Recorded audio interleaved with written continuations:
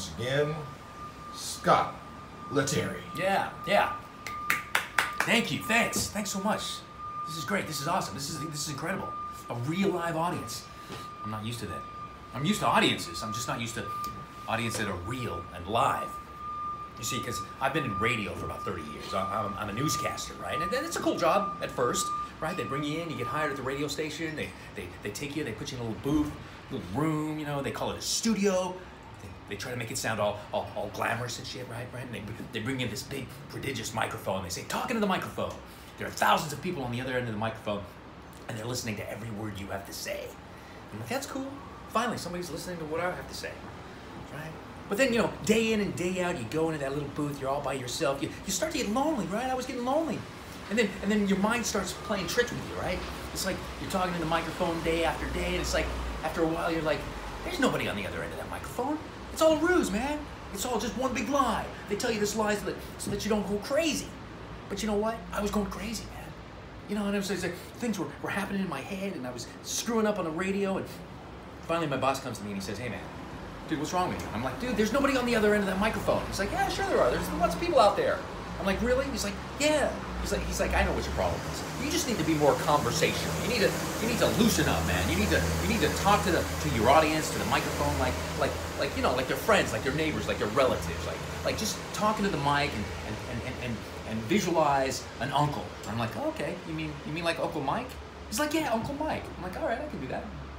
So I just kind of start playing it loosey-goosey, right? I'm like conversational, just like a friend, right? I'm like, yeah, I'm telling the news, like, hey, yeah, so there's a fire at 7th Street in San Francisco, but don't worry, man. People are dying, but you don't have to die. Just walk right on by. Watch the flames, though. Right?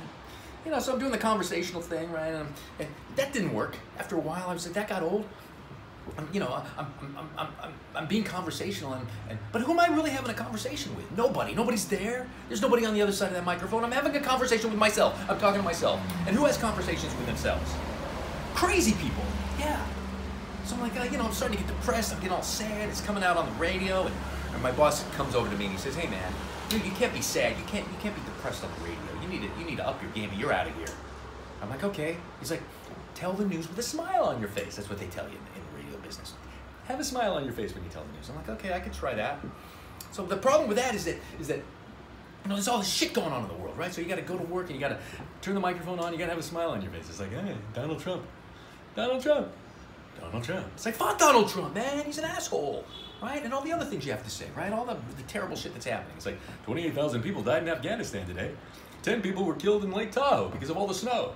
Speaking of the snow, there's snow on the roadways. Let's check in with our traffic reporter, Joe McDickle. Hey, Joe. How's your dick? Oh. And Joe's not there. Joe's in his booth somewhere where the fuck he is, and nobody knows, right?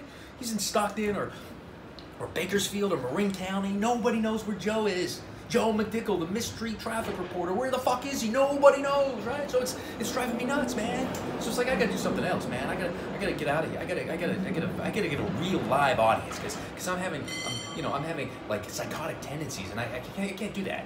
I gotta meet people, be face to face with people, have a live audience. So I think to myself, I know what I can do. I can do stand-up comedy. Yeah, me and every other schmo in this town. Yeah, everybody's doing stand-up comedy. You can't throw a rock without hitting one in the head. Everyone, and their brothers, and their sisters, and their mothers, and their daughters. It's crazy, man. There are 30,000 stand-up comedians alone in the Bay Area. 30,000, right? It's like, what the fuck, man? What, there weren't any Uber jobs left? Yeah, and talk about Uber and Lyft, man. That's even worse. There are 40,000 Uber and Lyft drivers in San Francisco alone. That is a fact. I know that for a fact because I need to know this shit because I'm a newsman, right? 40,000. You know, they're all over. The cars are everywhere in the city. You can't drive. It's gridlock 24/7, right? It's like you can't get around in the city, right? And forget about Muni. Have you been on a bus in San Francisco lately? Oh, fuck. It's disgusting. There's a guy in the back jerking off. There's another guy up front taking a leak, right? And the drivers, forget about that. The operators, they're not going to give you any love. They're just in their little bubble. Driving. Doom. Next stop, Erie Boulevard. Oh, watch out for that puddle of urine, man. It's like crazy, man. Oh. So it's like I gotta do something else. So it's like, all right, this is what I'm gonna do. I'm gonna do stand-up comedy. So I'm throwing my hat in the stand-up comedy ring. It's like, why am I doing stand-up comedy? Oh, I fucked up, man. I'm doing stand-up comedy because they tell me that it's therapeutic. There's a lot of stand-up comedians here. Right? Is it therapeutic? Right. It's like, yeah, Lettieri, you can get up and you can talk about anything. You can talk about, Uber drivers. You can talk about your career. You can talk about your ex-girlfriend. It's like, fuck, no, I don't want to talk about her. But for some reason, I feel compelled to talk about her. I don't know why. Yeah, she left me recently, my ex. She dumped me because she wanted to have sex with stand-up comedians. Fuck, that's a true story, man. Like I told you, there are 30,000 stand-up comedians in San Francisco alone, right? 29,997 of them are men. 3 of them are women, and 1 of them is my ex-girlfriend, right? And she's somewhat attractive. Yeah, it's all smoke and mirrors with her, but she actually had the nerve to come up to me and say, I'm so desirable. All these stand-up comedians want to fuck me, and the temptation is just too much. I can't take it anymore. I'm gonna have to dump you because I want to fuck them. I'm like, what? You want to fuck them? You want to fuck all of them? No. Just 29,995. I don't want to fuck you anymore. I'm like, what? Great. Thank you. Right? So that's my life now. My ex-girlfriend is a stand-up comedian. She wants to fuck all the other stand-up comedians. And I'm a stand-up comedian. Isn't it ironic? Don't you think? It's a little too ironic. Yeah, I really do think.